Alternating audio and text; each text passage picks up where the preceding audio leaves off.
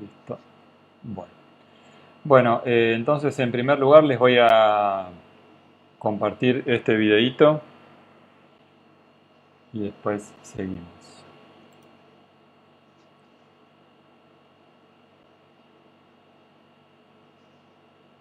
Comencemos con un poco de historia. En el Imperio Romano estaba establecido que el nombre se llamaba el nomen Romanorum, y un nomen es un nombre, pero un apellido es un cognomen, y este era propiedad de Roma y estaba sujeto a la dirección del nomen, y si tu nombre está unido al cognomen, apellido en mayúsculas, te conviertes en sirviente de Roma y pierdes tu poder, ya que los hombres libres solo usaban el nombre en minúsculas y solo se usaban los apellidos detrás del nombre con mayúsculas para los muertos y los esclavos. De esta forma le daba la potestad al Imperio Romano para manejarnos como su propiedad. El nombre en mayúsculas significa capitis diminutio maxima, o sea, disminución máxima de los derechos. Esta práctica continúa hasta la Edad Media, ya que el derecho romano sigue usándose hoy en día, incluyendo esto que acabo de explicar del nombre y apellido con mayúsculas. Cuando el Papa Honorio III descubre el poder de esto, decide hacer un grimorio, que es un libro hebraico, creando la primera bula papal. Posteriormente, en 1302, el Papa Bonifacio VIII, al conocer el grimorio, crea un evento que lo llamó Unam Sanctam Ecclesiam, según lo cual la Iglesia se arroga el derecho de propiedad de todo el planeta y como todos callaron, esto se convirtió en ley. Lo hizo para atribuirse poderes sobre los seres humanos, ya que se consideran muertos y si están muertos nadie puede reclamar sus posesiones, quitándoles el derecho a la propiedad a los seres humanos, y también se apropió de la libertad y del alma de todos ellos, ya que en el evento se consideró que la Iglesia era el arca de Noé, y como todo el mundo murió en el diluvio quedando bajo del agua, o sea, debajo del arca, por eso todo el mundo le pertenecía junto a sus posesiones, y a raíz de eso se crea la ley marítima, y a partir de ahí todo será comercio y se crea un fideicomiso, y el Papa es el fiduciario, o sea, el que maneja todo. Cuando llega el Papa Nicolás V y en el siglo XV crea la segunda bula papal, agregando al poder de los humanos y sus posesiones la propiedad del alma, ya que los humanos están muertos. ¿Por qué pensáis que tenían tanto empeño en descubrir nuevas tierras para convertir a sus habitantes en sus fieles? Más tarde, el siguiente Papa crea la tercera bula diciendo que quien va a custodiar todas esas posesiones del Papa van a ser los reyes, sobre todo a la corona británica, que la nombra como custodio de todas esas posesiones del Papa, humanos, propiedades y almas. Por eso los papas eran quienes nombraban a los reyes y aprobaban los nuevos reinos, que no eran reconocidos sin la aprobación del Papa. ¿Por qué pensáis que la reina de Inglaterra no tiene apellidos? Ningún rey o reina tiene apellidos. Pueden tener varios nombres y después pueden poner a qué corona pertenecen o el país, pero no hay apellidos y mucho menos en mayúscula. Por eso están fuera de la ley y son soberanos. Y a nosotros se nos ha inculcado el que nos sintamos orgullosos de nuestros apellidos en mayúsculas, lo que nos coloca, según la legislación vigente, en una posición de esclavos al ser considerados como empresas o muertos ante la ley.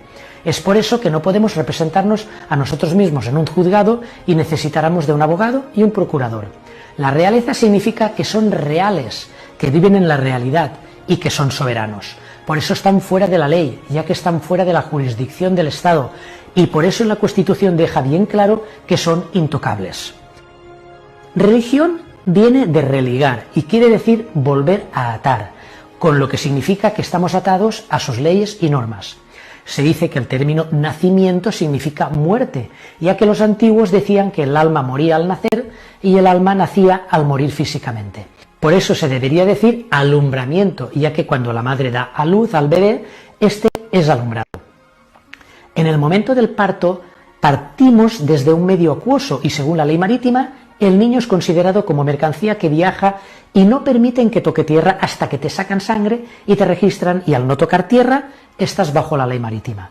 Sobre todo cuando el padre lleva el legajo al registro civil, documento que solo lleva el nombre de pila, y lo registran con los apellidos, eso sí, todo en mayúsculas, ratificando este hecho y creando un producto corporativo o corporación. Según la ley vigente, ese certificado de nacimiento es una propiedad intelectual registrada y al ponerlo en el registro civil del Estado, los progenitores regalaron al Estado ese nombre y aunque no lo creas, al usarlo te conviertes en una propiedad de un tercero, actuarás como tal, ya que la sociedad, la escuela, etc., te educará para que lo creas y actúes en consecuencia. El Estado utiliza la jerga legal para tergiversar las palabras. Persona quiere decir corporación o máscara. No se considera como un ser humano vivo y la persona está catalogada por el DNI como un ser muerto, ya que en Roma, como ya dijimos, solo se usaban las mayúsculas en muertos y esclavos. Hoy en día se nos considera como entidades jurídicas. La misma descripción en el diccionario nos dice individuo cuya identidad se desconoce o no se expresa, y en el ámbito del derecho se define como las personas físicas o naturales están contempladas desde un concepto de naturaleza jurídica que fue elaborado por juristas romanos, o sea, que se nos considera como empresas o corporaciones. El Código Comercial Uniforme, UCC, fue publicado por primera vez en 1952 y con ello todas las naciones y estados de este planeta se convirtieron en corporaciones legalmente registradas en la Comisión del Mercado de Valores de Estados Unidos. Esto significa que todas las resoluciones UCC son legalmente aplicables a todas las entidades corporativas de todas las naciones y que todos los trabajadores o ciudadanos de todas las naciones son también reconocidos y tratados como corporaciones legales y están registrados como buques comerciales, cuyo valor puede ser objeto de comercio y vendidos como bienes muebles. Por eso la venta de esclavos era legal hasta que la ilegalizaron, aunque lo que hicieron realmente fue modificar el tipo de esclavitud, ya que antes el dueño tenía que mantener al esclavo y ahora el esclavo se tiene que mantener él solo. Además, por supuesto, de pagar impuestos por todo lo que les plazca. Según la ley marítima, si no completamos un testamento a la edad de 7 años, el gobierno corporativo te declara fallecido, bajo derecho marítimo por sobre todas las cosas. Y tú estás oficialmente considerado perdido en el mar por el sistema. El gobierno corporativo entonces asume el control financiero de tus bienes y nos tratará como esclavos vivos. Como consecuencia, la estructura económica mundial es un mecanismo de esclavitud masiva. La esclavitud es un sistema en el que las personas son tratadas como propiedad y se ven obligadas a trabajar, aunque queda muy bonito cuando nos hacen creer que trabajar es nuestro derecho.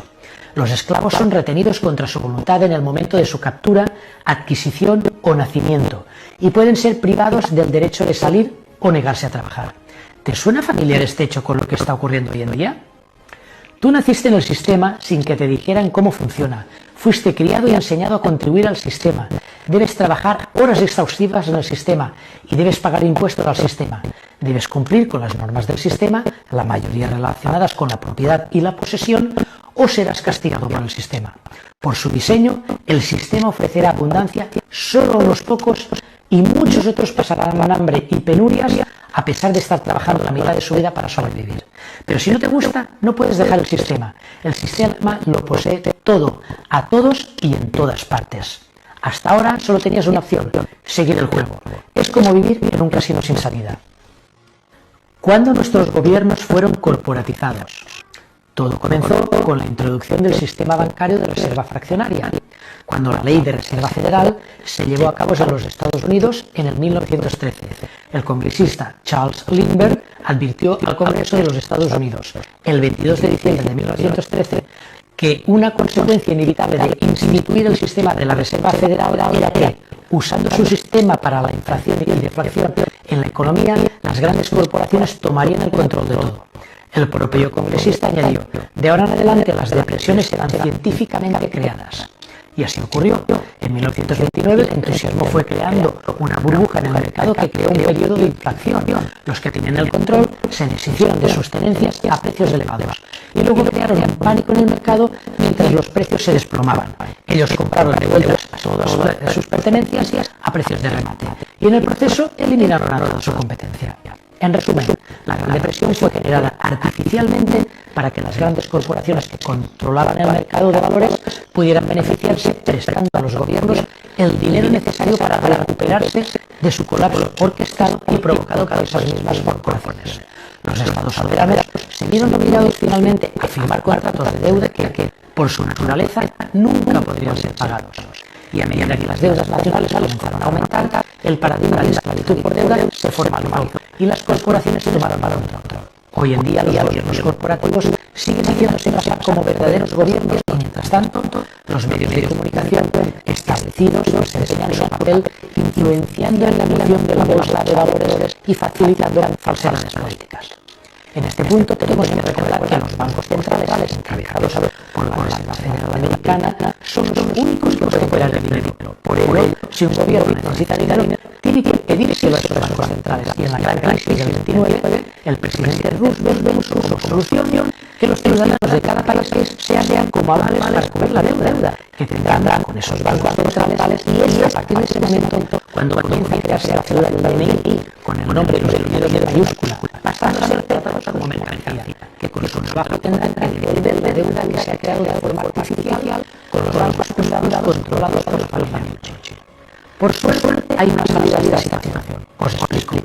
Tenemos que saber que el derecho natural está por encima de la ley positiva. La ley natural es un principio de la civil, y que los derechos no están anulados, solo están dados en una maraña de leyes confusas. Por eso es importante conocer las leyes, sobre todo la ley civil, el Código Penal, ley de enjuiciamiento civil, ley de la casa y sobre todo lo que se hace aparte.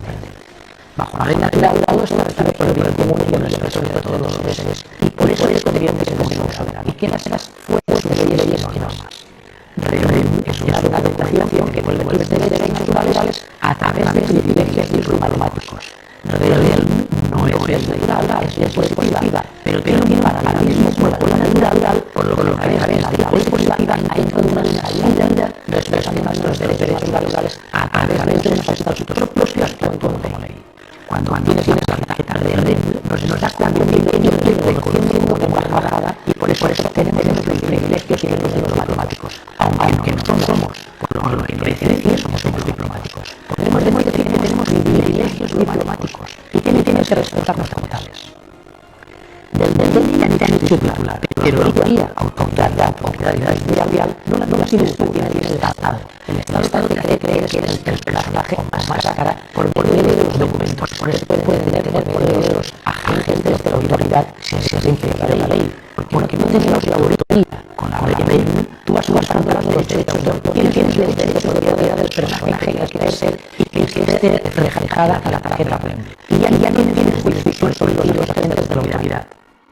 Un sujeto de derecho son las personas o entidades jurídicas, y el Estado tiene el poder sobre las documentaciones por las que hace creer que somos. Y un personaje real solo puede ser interpretado por un ser vivo natural, por lo que no está bajo ninguna jurisdicción que la de sí mismo y se rige por la ley natural, de la misma forma que hay leyes que son intocables.